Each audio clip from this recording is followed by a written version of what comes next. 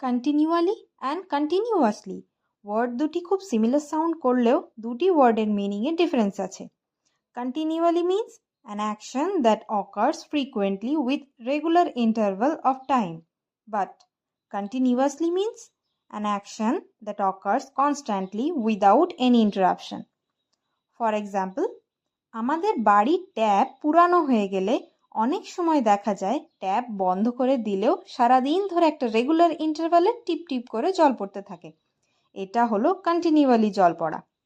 আবার মনে করো কেউ যদি ট্যাপ ছেড়ে বন্ধ করতে ভুলে গেল এবং 1 ঘন্টা ধরে ট্যাপ থেকে অনবরত জল পড়ে গেল, তখন এটা হবে কন্টিনিউয়াসলি জল পড়া।